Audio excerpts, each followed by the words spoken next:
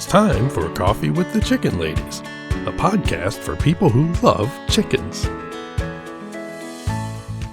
Hey everybody and welcome. It's Chrisie&Holly from Coffee with the Chicken Ladies. We're here and this is episode number 157 of our podcast where we talk about everything chicken, family, fun, and more chickens.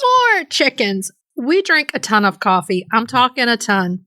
But most importantly, we hug chickens every day. And we kiss them too. Don't forget. We brew coffee from a little coffee house in historic Gettysburg, PA. Bantam Coffee Roasters. Holly Ann, what kind of coffee are we brewing today? Rich and delicious French roast. It is delicious. And you know what? Everybody should go over and use our code FluffyButt. You get 10% off. Anything in the website. And where should they go? BantamRoasters.com. And follow them on Facebook and Instagram. Are you ready to sip some of this delicious French roast and chat? I am. But first, a word from our sponsor. We have some exciting news to share from our sponsor, Grubbly Farms. They're here, new and improved, Grubbly's World Harvest. I'm a longtime subscriber, and my flock love the healthy, nutritious treats, plus orders $40 and more ship free. If you haven't heard, Grubbly's has a fantastic layer pellet and crumble feed. It's packed with plant and insect protein, perfect for those picky chickens and ducks. Grubbly Farms makes food and treats for healthy pets and planet. To support us in Grubbly's, go to our website or our show notes and use the link. Try it today. If you like your flock healthy, happy, and laying lots of eggs, our friends at Nutrena have something for you. We've been hearing great things about NatureWise, but don't take our word for it. See what everyone is clucking about at NutrenaWorld.com. How are you doing today? Pretty good. How about you? I'm hanging in.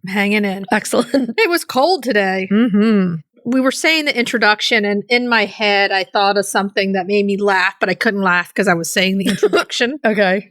And it was when we were driving back from Ohio the other week, and we passed that family fun place. It was like the only place for like 2 hours. Oh, yeah, and it was jam-packed. And it was packed, and I was like, that looks horrible. And you were like, yes, but we are all about family and fun. Oh, I did that. I'm like, I don't care. We're not going. We are not going. We'd been on the road for like 4 hours at that point, I think. Or more, yeah. I was like, yeah, we're not going to the family fun zone. No family fun for us. No, thank you. Family fun, but most importantly, more chickens. More chickens. We're talking again about our chicken breeds today. They're still top secret. Yeah, we'll see how that works out. See if we get the breeds we want. So did you have a nice Thanksgiving? Mm-hmm. Very nice. How about you? Very nice. Thanksgiving is always lots of work. Yes. I love Thanksgiving. It's one of my favorite holidays, but it's the only holiday where you could like spend your entire month's budget on groceries on one meal. Yeah. And I like, you know how we'd like to make for Thanksgiving everything from scratch, everything fresh. It's expensive and a lot of work. Yeah, it can be expensive. I had a little sticker shock when I did my Thanksgiving grocery shopping, and I consoled myself with going to the thrift shop. Spend more money there.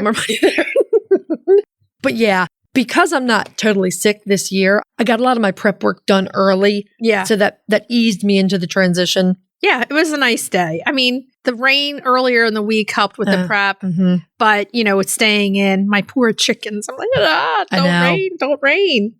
But yeah, it's always a fun day with family. And I just want to send this out there. A happy birthday belated to Ella and Sophia. Happy birthday, both girls. have November birthdays. Well, so does somebody else that I know. I know. In fact, it's 2 days before your birthday. Happy birthday to my bestie. I'm 35. Yeah. You're a filthy liar. No, I shouldn't say that. If you're 35, so am I. Because you're older than me. I'm going to tell you something. Ladies, you look good. I just thought of something that evens the score of all of our thrifting battles and everything else. You are always older than me for the rest of our life. Oh, thank you. Bye. You're welcome. How many days? 22 days? Doesn't matter. That's it. It doesn't matter. You're older than me. I tell Ella, because, you know, one of her besties, Lily, is 1 day younger than her. Literally, 1 day younger. Yeah, all I know is for 22 days, you're going to be... No, I'm gonna be hey, don't get my age. I'm 35. I'm 35, man. What do you tell Lily? Oh, I say, you're going to be 1 day younger than her forever. And as you get older, that will be very important. It's true. Well, I don't know. Just know that you got some really good stuff coming your way for your birthday. Yay. It's all because of those placemats. Williams-Sonoma. That's all I've got to say. Well, I consoled myself. I went back to my mom's house and I found my vintage Williams-Sonoma large glass turkey dish. That just, it made you like feel all better. Because you're like, this is better than I was like, look at my beautiful vintage turkey. $3.99. Yeah. The reality is I don't actually use placemats at all. So I was thinking, like, what else could I use them for? Because they're just different. Anyway. Okay. So on that note, if you're listening to our show and you're loving it, head on over to Apple Podcasts and leave us a written review. Believe it or not, this does amazing things for the growth of our show. We would love to see some reviews up there. If you want to make us happy, please give us some written reviews, some good ones. That would be great. And while you're there, hit that subscribe button. It does two things. You never miss an episode. And the other thing is, it's another great way we grow. If you're looking for other ways to support the podcast, you can share your favorite episodes on social media. You can tell some chicken-loving friends about the podcast. How about 10 zillion? Are there 10 zillion chicken people in the world? Yes. Okay. Excellent. You can visit our Etsy shop. Check out our mugs, our t-shirts, our tiny chickens. You're wearing a t-shirt today. I am. You can become a patron of the show, patreon.com/coffeewiththechickenladies. We have an amazing group of patrons there. And the other thing you can do to help support the podcast is visit our website and our show notes, use our affiliate links and discount codes, and buy products from our sponsors. Yay!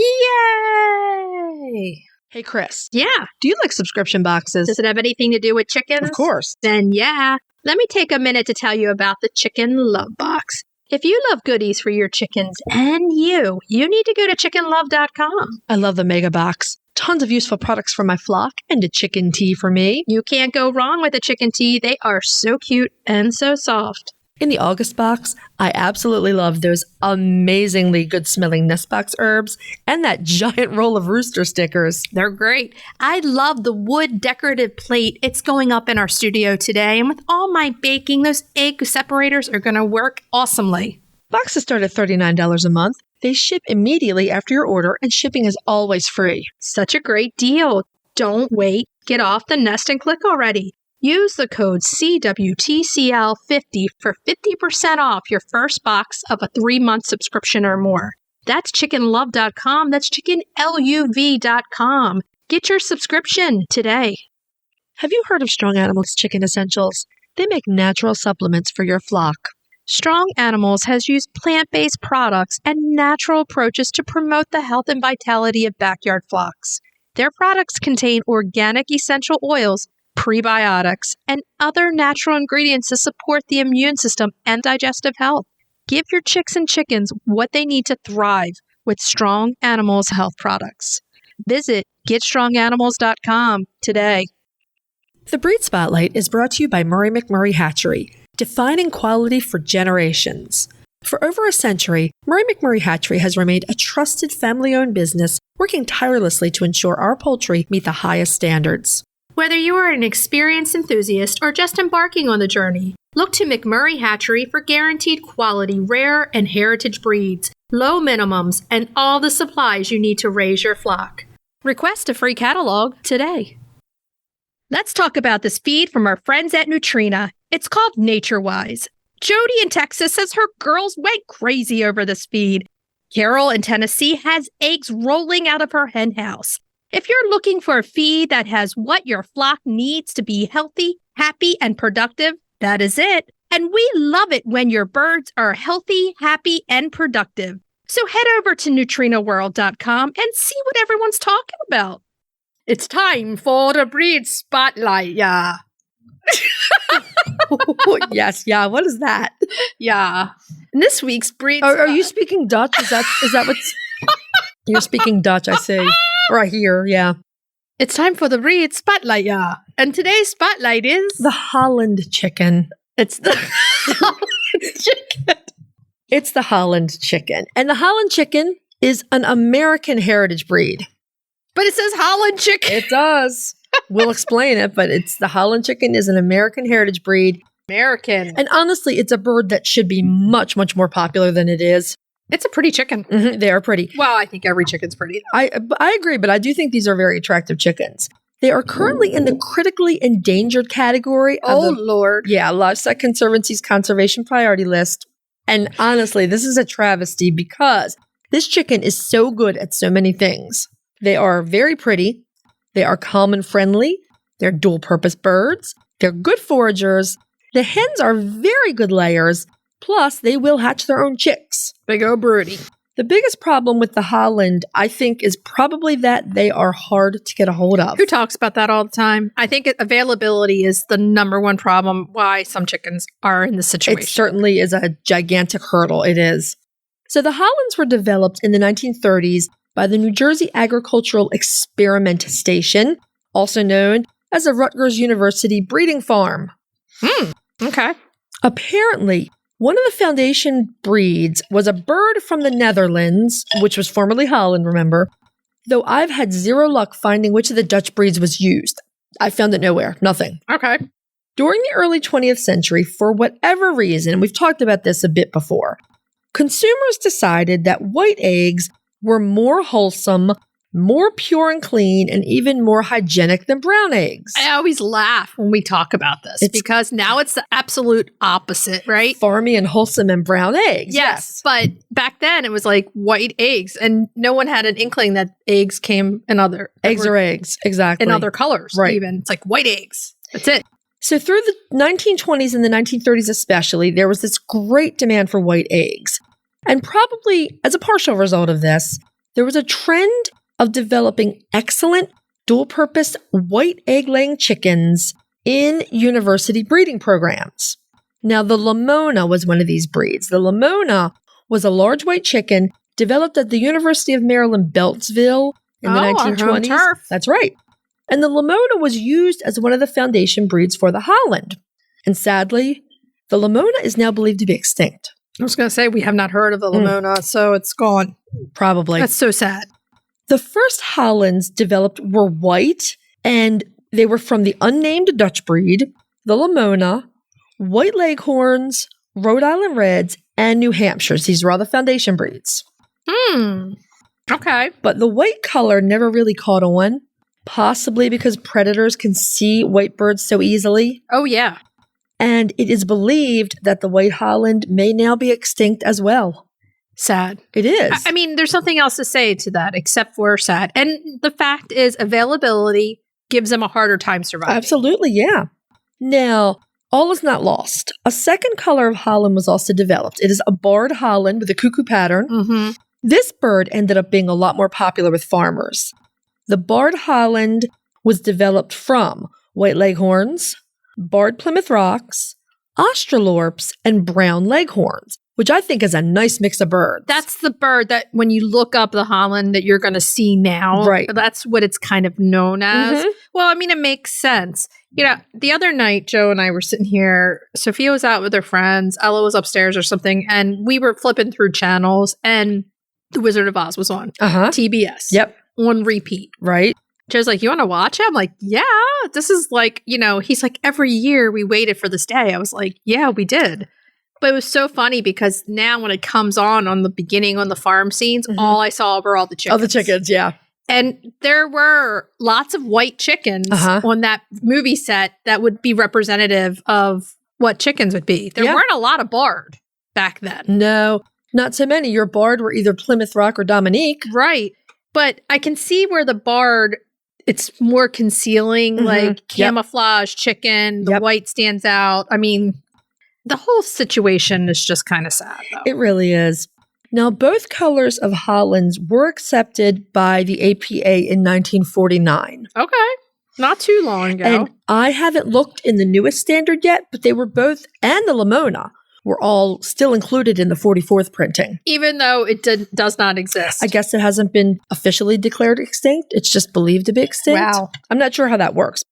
Okay, so let's look at what this bird looks like. Okay, so the Hollands are considered a large breed, and the roosters come in weighing about 8.5 pounds, and the hens come in at about 6.5 pounds. They're going to have straight combs, red earlobes, despite those white eggs. Right. So we know not always, usually white earlobes, white eggs, Sometimes their genetics can be they can be bred differently. Well, again, there's American-made chickens, like the Delaware is another one. Right? Yep. They're going to have clean yellow legs and a moderately upright tail. So their back is somewhat broad. It's like broad, straight back and a broad chest. So, I mean, they're a heavy bird. But well-balanced overall. Yeah. They don't look clumsy. No, but they're a bigger bird. That's for sure. And the straight comb you mentioned, that's a big comb. Yeah. And I'm guessing for the barred with 2 different types of leghorn as a foundation breeds, that might have something to do with it. Exactly. You got brown and white leghorn in there. Now, the black stripes in their barring are a bit wider than some of the other barred breeds. Okay. And it gives the hens a darker look. Now, I have the Morans, which are more of a cuckoo print, versus Poppy, who's the barred rock. Right.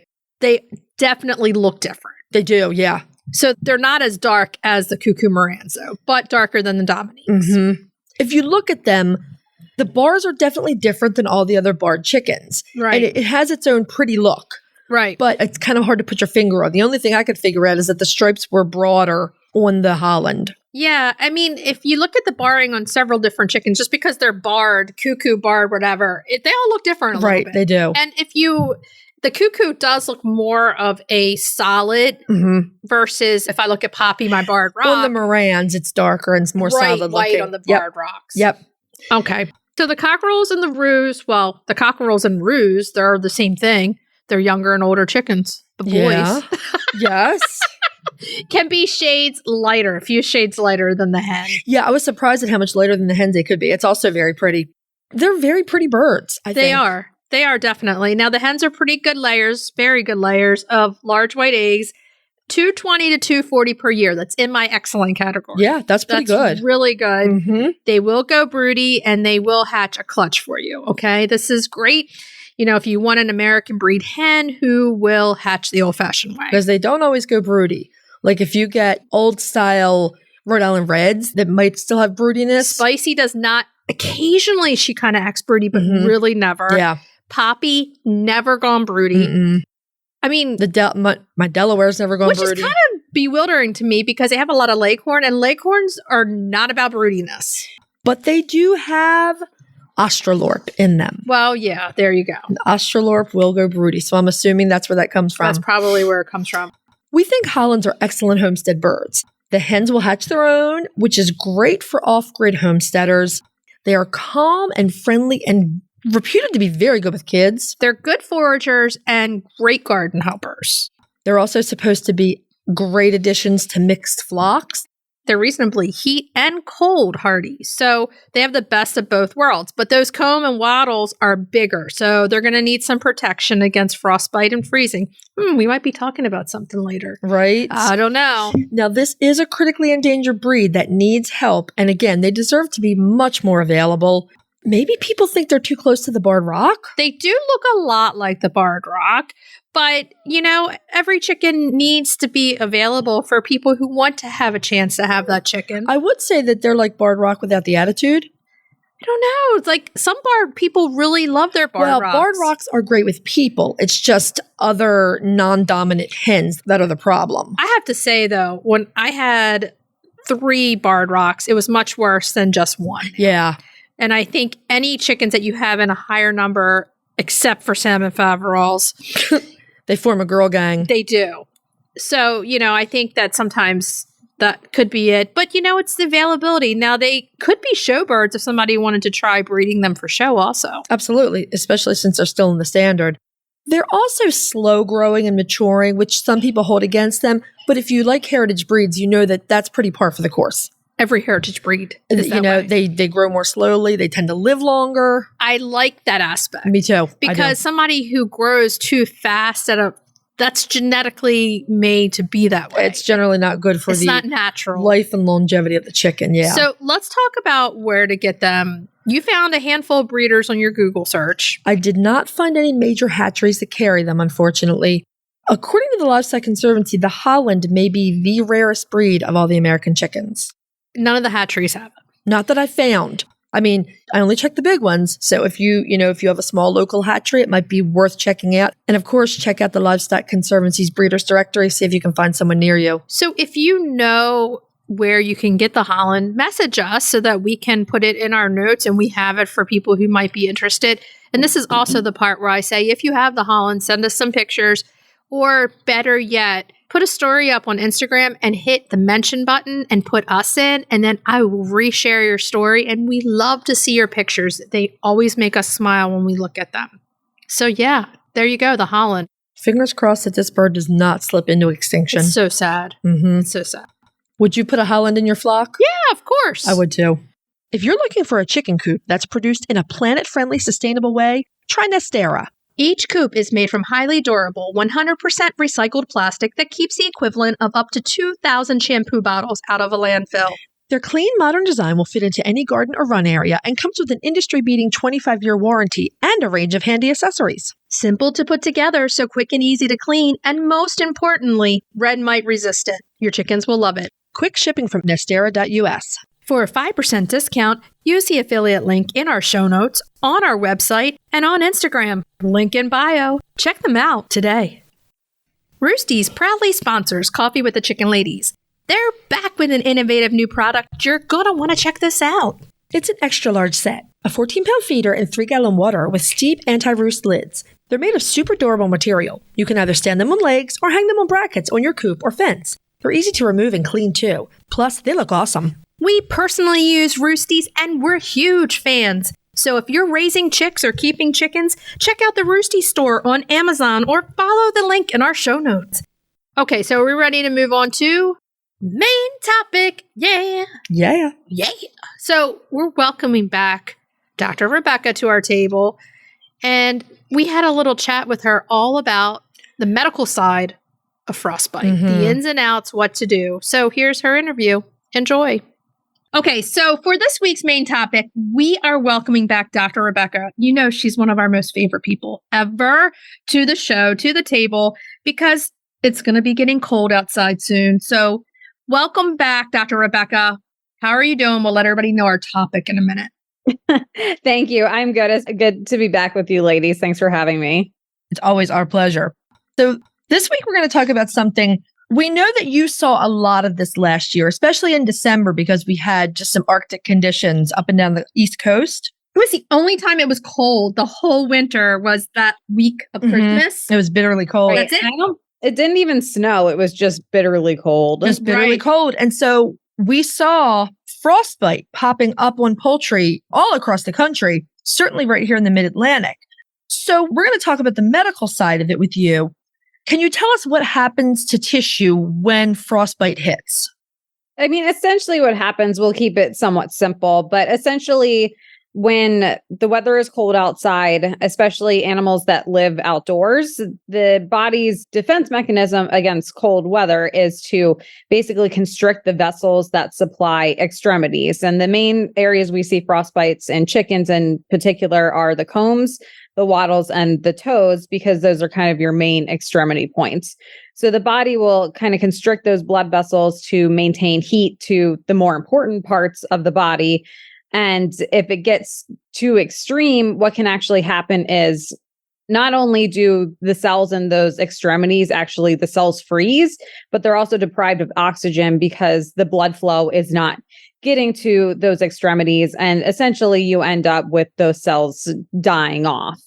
That's the simple way to put it, why frostbite happens. And that's why you see the discoloration in the tissue itself, because it's not alive anymore.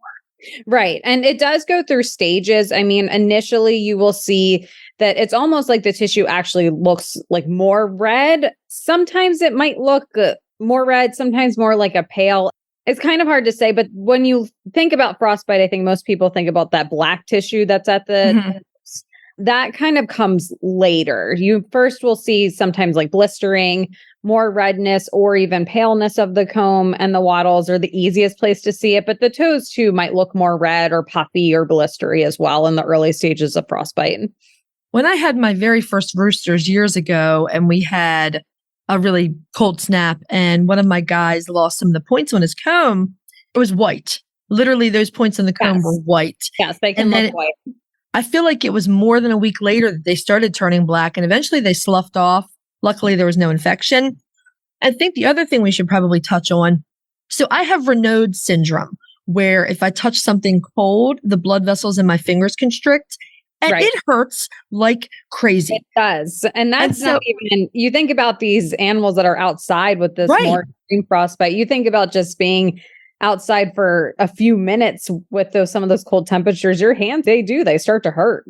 And so if that's what it feels like to have constricted blood vessels in the cold, what does it feel like for them if they have tissue freezing on their comb or on their toes? I mean, from what we know from people, which is really all that we can extrapolate from, it has to be extremely painful. And as we talked about in our pain episode before, chickens are so good at hiding pain that it might not seem like they're in pain, but I can't imagine that especially those severe frostbite cases have to be incredibly painful. So let's give everybody out there some warning signs, things to look for that your chickens are going to be doing out there that may be a little different behavior due to the cold, where you should say, and the first thing that you want to look at before you even look at your chickens is temperature, because under 32 is a time that you're going to freeze. So, I mean, it's cold in the 30s also, but under 32 is at freeze mark. And also if it's windy, because wind can be a factor in frostbite. So what are the things in the chickens that we should look for if we're looking to see it could be frostbite or it may not? First, it's important to kind of identify what birds might be more at risk than others. Certainly your birds with the single combs, and especially the big single combs like the leghorns, they're going to be much more at risk of this just because their comb is much bigger. It's more of an extremity point. And of course, roosters usually have bigger combs than wattles in general too. So they're going to be more at risk. As far as like the feet go, I don't know if the feathered feet chicken are less susceptible to this.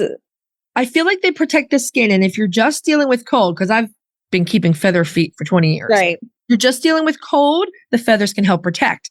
If you're dealing with ice, snow, or wet mud that's going to freeze, then it could be the exactly. Then skin. it can be freezing onto their skin. Yeah, that makes sense.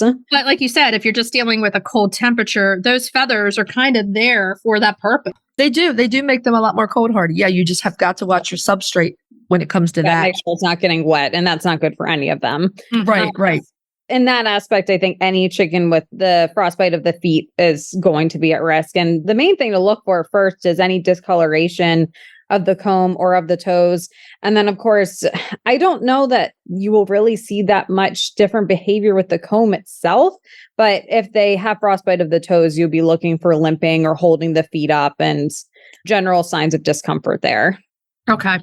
I think the only one, and this was a severe case of frostbite, the rooster I mentioned earlier, he just was hunched and shivery. And so, I wrapped him in a blanket and brought him in. But I think that in severe cases, they're probably just going to display what I'm assuming is pain behavior. Kind of like your general pain behavior. Yeah. Yeah. I'm kind of under the general rule, even with chickens, everyone says chickens can tolerate cold. The thing is skin. It's different than the chicken itself. Skin itself, any kind of exposure to cold, it's going to affect all skin in the same way. So think about if you were outside and how cold your nose and your fingers get with wind, they're going to feel the same. And that's why we talk about the cozy coop heaters so prominently. We talk that you need these in those situations. It doesn't make it warm. It makes it just to freezing or just above. Right. To keep frostbite from happening, or have a place where they can come in when it's 20 degrees outside. Gail Damerow says, and this is the only place I've found this. I've found studies talking about when hypothermia sets in, and they're ghastly. Don't ever go looking for that because those studies are ghastly from the 1970s. And in those studies, a wet chicken could become hypothermic at as high as 40 degrees Fahrenheit. And Gail Damerow says that prolonged exposure for any chicken when it's 25 degrees Fahrenheit or colder can lead to frostbite and hypothermia. I think it makes sense. I think that makes sense. Yeah. So that's probably your benchmark. And hypothermia is a whole other ballgame. And that's especially a problem with bantams. Right. And that's a whole different topic situation than frostbite. Yeah. Because frostbite's going to happen with skin. Right. So if you think about yourself and your own skin, and if you're out there shoveling the snow and how cold you get, how your hands get super red and windburned, The same thing's going to happen to the skin on their feet, the skin on their combs and wattles. And if they're out there drinking cold water on top and the water sits on it, it's going to just speed it up. So there's other things that we can do. Okay, so let's just say the cold wind comes in, it happens. What does someone do? We always say, come to you. Right. So if you're identifying a bird that looks cold or painful, if you see bright red chapped looking skin or white discolored skin, or the black necrotic skin starts to set in, you bundle up your bird, you take them into the veterinarian's office. What do you do on your side when someone comes in with a severely frostbitten bird? What is kind of hard about some of these cases, I think, is that there's a limited amount that we can do for it. Yeah. But I would say the main thing that I can do on my end is provide that bird with some pain control. That's probably the main thing that we're trying to make better for them, because once frostbite kind of comes into play, it can be difficult to reverse the effects of it. We kind of sometimes have to kind of let it play out and see how things go. But there's things we can do to at least alleviate the bird's discomfort. So I would usually prescribe meloxicam, which is that non-steroidal anti-inflammatory for pain in general. There are creams and stuff that we can put on the comb and the wattles and or the feet if we feel like those tissues are looking either like blistery or red or just affected. I don't think we understand exactly how, but I was reading that aloe actually can help sometimes improve blood flow to those areas, or something with frostbite in general, it seems to help with. So that's something you even over the counter at home can apply to the combs and wattles. I know people talk about Vaseline all the time too. I think it has some benefit potentially as like an insulator to prevent frostbite. I don't know how helpful it is once frostbite has set in. Right. I've heard of people doing that for their bigger combed birds. Silver sulfidine cream is something that I use a lot too for these types of cases. It's used primarily for burns. So I don't see why you can't use it for frostbite burns as well. That is something that I can also, if there's any like open blisters or anything, it can help prevent infection of those areas if they open up. And then there are some medications that are used to try to help like either promote blood flow to the extremities or to reduce the necrosis factors that show up in those extremities. So I have used a medication called pentoxifylline before. It's used in general for extremity cases. It's not only for frostbite, it's for other things as well.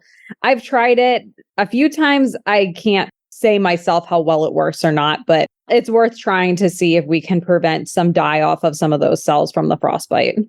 A lot of what you do too is debridement of dead tissue. So once the tissue dies, you can kind of assist it rather than waiting for it to slough off on its own. Right. We do have to wait a period of time. Basically, we want the tissue to declare itself like what is dead tissue versus tissue that's going to improve. And this can take sometimes a few weeks. Sometimes you can see a clear line where the tissue has died and is kind of sequestering itself from the healthy tissue. But usually I have to wait to make that decision because I don't want to start cutting off tissue that might have a chance to heal. So I have to let the body try to do its thing first. I've never debrided a comb or a wattle before. I think people just kind of let that take its course, which is, I think, is okay as long as the bird is being provided with appropriate pain control and just keep them comfortable. Because with a comb or a water, there's no bone or anything involved, right? I think the toes and the feet are more difficult to manage because if you do get dead tissue there, the underlying bone can get diseased and die off too, which can lead to chronic pain, infection. So I do feel that there is a lot of merit in debriding some of the toes or at least amputation of any affected tissue on the feet. Before we started recording, we were reminiscing about Ivy's lovely toe debacle this summer and from Bumblefoot, and it got the one toe. And you were saying how closely it looked like what frostbite would do to a toe. It did turn dark, but it was an infection due to Bumblefoot. And we know it wasn't frostbite because it was July, right? So if it hadn't been July, I would say it looked like frostbite. Right. So we did the same type of thing.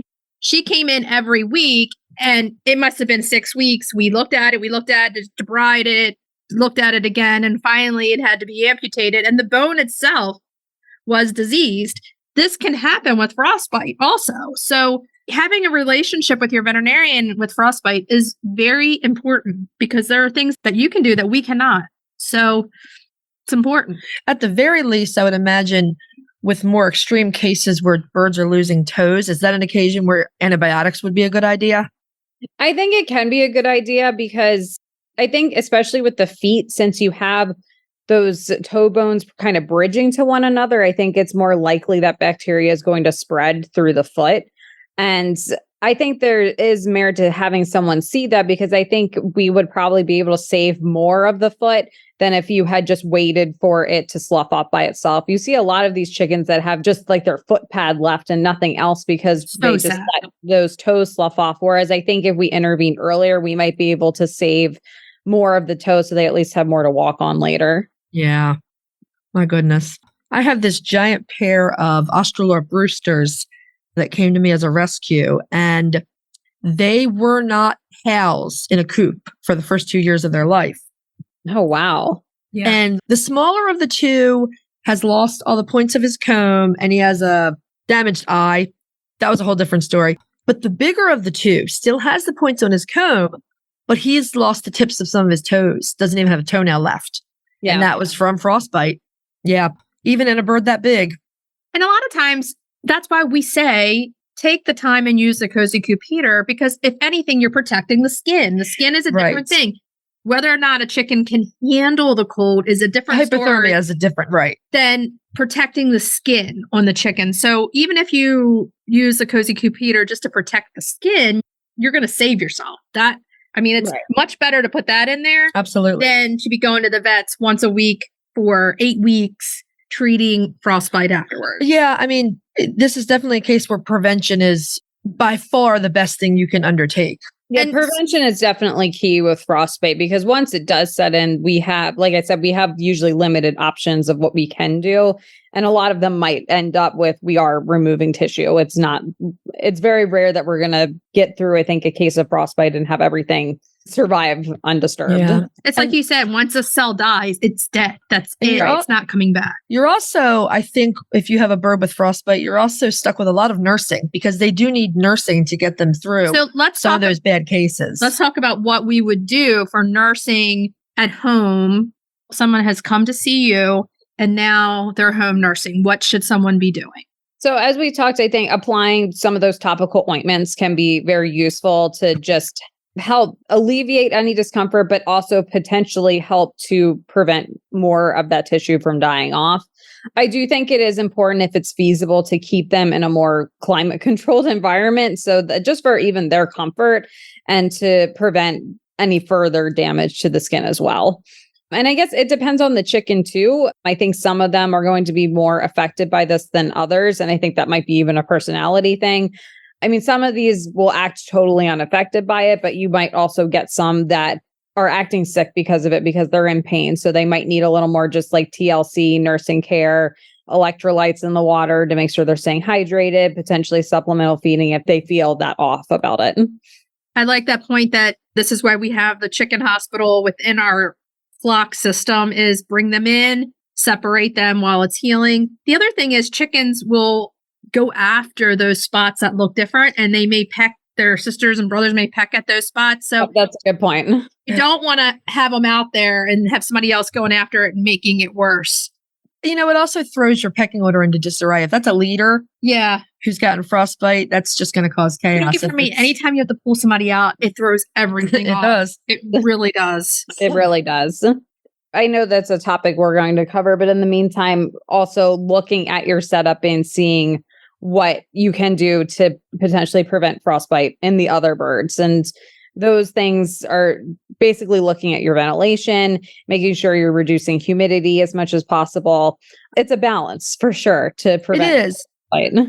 I feel like a lot of the chicken education out there also will stop there, because I think what people need to know is at a certain point, you're not dealing with a bit of frostbite from condensation from a moist coop.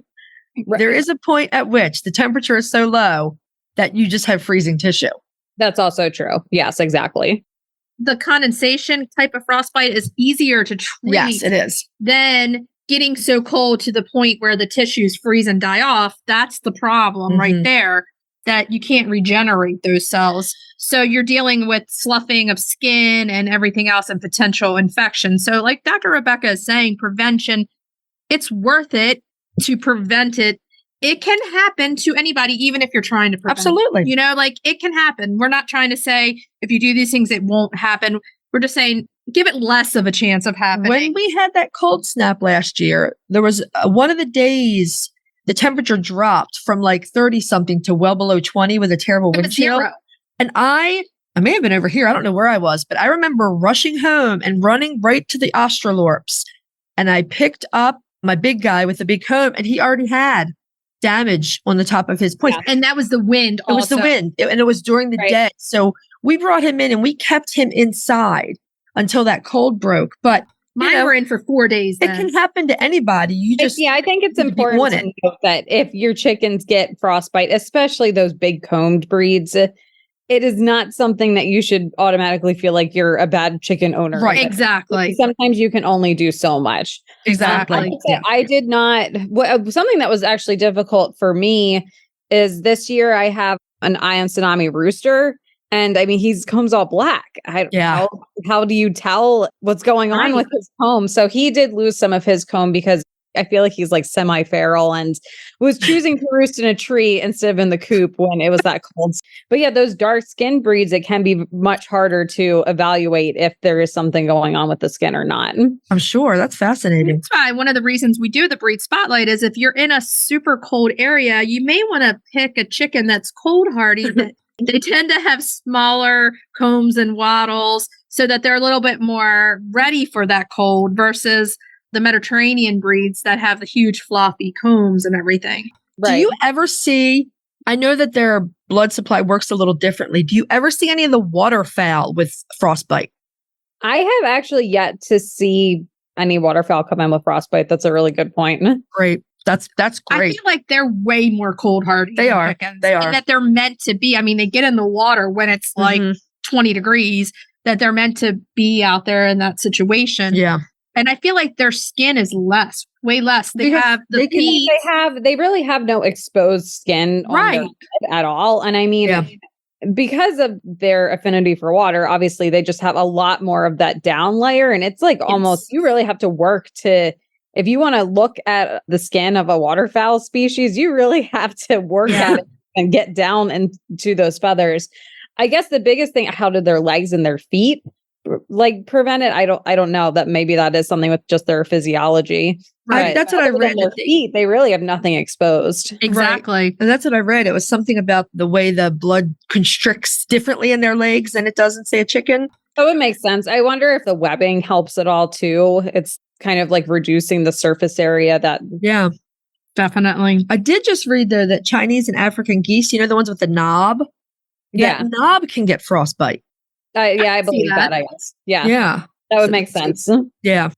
Well, I'm hoping this is really helpful for a lot of people, especially new chicken coopers who haven't had to go through a really brutal cold snap. You don't know what you know until you go through it. And, you know, like I had some frostbite damage last year. Dr. Rebecca did. It happens. It happens. Despite your best efforts. But prevention is the key when it comes to frostbite. So just before that, just check for drafts in your coop. Definitely, tarps are my favorite thing to use for winter. I love them. It's amazing how much they can just reduce the wind coming in and just making them more comfortable. Absolutely. I mean, for me, it also prevents snow when it does snow from getting all in the run because my chickens hate the snow. They will not walk. I had to shovel the runs. Mine. So I didn't have to shovel out my run last time with any of the snow from the tarps. So I definitely recommend tarps. And then I know people say all the time chickens don't need that supplemental heat. And I think that's true in order for them to like survive. But I try to like remind people too that there's a difference between an animal surviving and providing them with a comfortable living environment. And 100% agree. Providing what you can. I mean, like, yes, they probably don't need those coop heaters, but hey, they probably would enjoy them if you put them in there. Well, exactly. I mean, my 2-pound Nankins absolutely need them. Oh, for sure. Depending on your breed too. And if you have like silkies that don't really have insulating feathers, I think that is actually crucial. Speaking of that, and we would say frizzles too. Speaking of that, would you believe that the Ohio National Poultry Show, and it was a first place winner, there was a frizzle ayam samani. Really? Yes. That was cool. Yeah. It was very cool. We had a big fuss over that. Well, we just want to thank Dr. Rebecca for coming on today, giving us these tips and some great information because we're coming into frostbite season. Again, if you have any questions or concerns, you can email us or DM us. We will help you the best that we can. If not, if we can't, we'll help you find a veterinarian so that you can take your chicken to the vet. But thank you, Dr. Rebecca. It's always a blast. You're welcome, guys. Thanks for having me. Talk to you later. Thank you. We just want to thank Dr. Rebecca one more time for a really great chat. I feel like there's not enough solid information about frostbite out there, and hopefully this goes a long way towards helping that. I really like her tip about aloe. Yeah. Awesome. Yep. That's a new one. Mm-hmm. Okay, so are we ready to move on to Cracking the eggs. cracking those eggs? Now, we're after Thanksgiving, and what do we have a lot of? Well, you do not. I do not. Because you don't eat it, but a lot of people have a lot of leftover turkey. Right. Well, I essentially changed this and put some chickpeas in there for me. Yeah, you could use any kind of source of protein that you would like. Put shrimp in there if you have it. Shrimp would be great in It would here. be delicious. But we're talking about leftover Thanksgiving fried rice. Mm-hmm. And we love ourselves some fried rice because we can crack our eggs into the rice. Right. And it makes it delicious. Exactly. So let's go over what we have ingredient-wise. Or this is one that you can make your own too. Absolutely. You can substitute a lot of stuff in here. You can. 1 medium onion diced. A half a cup of leftover veg or veg of choice. Broccoli, carrots, anything you had on your Thanksgiving table that you might have left. 2 tablespoons of butter or olive oil. 3 cups of cold cooked rice. 2 cups of diced cooked turkey or other protein, like Holly Ann said, chickpeas are good. They're so delicious. Yeah, and you get protein from the eggs in this too. Right. 2 tablespoons of soy sauce or more to taste. Or gluten-free. Yeah, a tablespoon of sesame oil as needed, and 2 large eggs. So it's not a big egg buster recipe. No. And again, if your girls are molting, it's nice to have a recipe that doesn't have to use a lot of eggs. So you're going to spray or grease a large frying pan, a skillet, or a wok, whatever works, whatever you have. I always use a wok. You're going to add the onion, and over medium-low heat, you're going to cook it, stirring occasionally until it's softening and just starting to brown. That should be about 5 minutes. Add your veggies and either your butter or olive oil and cook stirring that for another 5 minutes. Turn the heat up to medium-high. Add your rice and your turkey or other protein. Add your soy sauce, or you could use gluten-free tamari as well, and your sesame oil, and you're going to stir rapidly to get everything coated. You're going to push the stir fry to the sides of the pan so you have a well in the center. And scramble that egg in. Break your eggs in and scramble them. Then use your spatula to rake through the eggs and form some strips. Stir the cooked eggs quickly and thoroughly into the rest of the stir-fry mixture. Serve and enjoy. It's pretty easy. It's simple. It's a great midweek recipe. I love this because everything you have that's left over, you can just use and throw in. Right. And it makes something different. Yeah. I mean, I've seen people say that they throw stuffing in there, whatever. Yeah. Throw it all in there. And stir fry it, and it's awesome. It's just another way to use the food that you spent a lot of money on to make so that you don't have to throw away your Just leftovers. give it a little different flair in case you feel like you've been eating the same thing for 5 days. Exactly. So try it. You might like it. Let us know what you think, or send us a picture. We'd love to see it. Are you ready to move on to retail therapy? Retail therapy.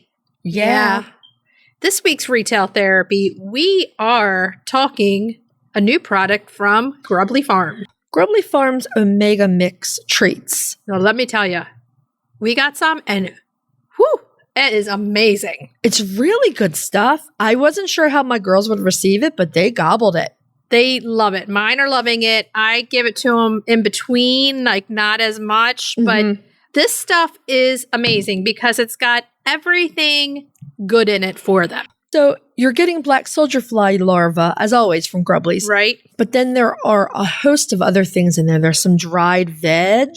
Yeah. There's broccoli, carrots, the soldier fly, marigolds, And it's not just little bits of marigolds. It's like whole petals of marigolds. There's a ton of stuff. Flaxseed, chia seed, sunflower seeds, all the really good stuff for your chickens. And it's fun. It gives them something different to see. They see all the colors. They see all the textures. And it's a fun treat to give them on top of being highly nutritious for them. Right. It's high in those omega fats, which helps with their eggs and it helps with their feathers. It's amazing. Mm-hmm. It's really good stuff. I know you crack it open and you're like, wait, is this for my chickens? Because this looks really good. It is a great addition to Grubbly Soldier Fly Grubs. Yes. So you could have a bag of the Soldier Fly Grubs and a bag of the Omega Mix and switch them out so you're not going through them as fast as you can. Yeah. Now, it is high in protein and healthy fat to support egg production, which is amazing. Yeah. Yeah. It's really, really good stuff. The ingredients, it's just one thing's better than the next. There's a lot of evidence that hens that eat a diet that's high in omega fatty acids pass that on to you through the egg. Oh, yeah. So it's really even making your eggs healthier. If such a thing is possible, it's making your home fresh eggs even healthier. So they do have a feeding guide for this. It's treat birds with 2 tablespoons daily or a half cup per pound of feed. The folks over at Grubbly's say that you can use it as a feed topper. It's something that you just put right on top of your feed. I have done that, yeah. Yeah, so that they get a little treat when they do that. It's intended for the adult chickens, but it's also good here for turkeys, ducks, and geese. Right. Okay, so somebody around here might be needing some of that sometime soon. Maybe. So it's an amazing thing, packed full of wonderful stuff. Do yourself a favor. Try this with your chickens. They're going to love it. Trust us. Yeah. And go to Grubbly Farms' website. You can find the Omega Mix and look at the guaranteed analysis for the nutrients. I mean, it's really good stuff. If you go to our social media on Instagram, I made a reel and I show the stuff. The girl's going crazy for it. But I show what it really looks like. And when you open the bag, it's just like, wow. Mm-hmm. High quality, great product, amazing. Yeah, it's really great stuff. This is a super easy review for us to do because our chickens went wild for it. They really loved it. Okay, so with that said, should we tell everybody what we're going to be talking about next week? Next week, the first week of December, we're going to be spotlighting a very cute little bird, the booted bantam, also known as the sable poot. So cute. So cute. We have an absolutely fantastic interview, especially for our UK listeners. We're going to be talking to Chrisie and Paul from EcoNourish. It's a great interview. They're a startup company in the UK, and I've got to tell you, you do not want to miss their story. Cracking the eggs. This is a Chrissie. This is easy weeknight pot pie. So good. I love myself some pot pie. Me too. And retail therapy. We're going over this year's gifts for your favorite chicken ladies or gents. Oh, yeah. This good is stuff. a don't miss. What should we tell everybody to do until next week? Hug your chickens. Every day and kiss them too. We'll talk to you next week. Bye-bye. Bye. If you'd like to see more of us, please follow us on Instagram at Coffee with the Chicken Ladies. If you'd like to help us grow the podcast, please leave us a written review on Apple Podcasts. If you'd like to become a patron of the show, please visit our Patreon page, patreon.com/coffeewiththechickenladies. Thanks for listening.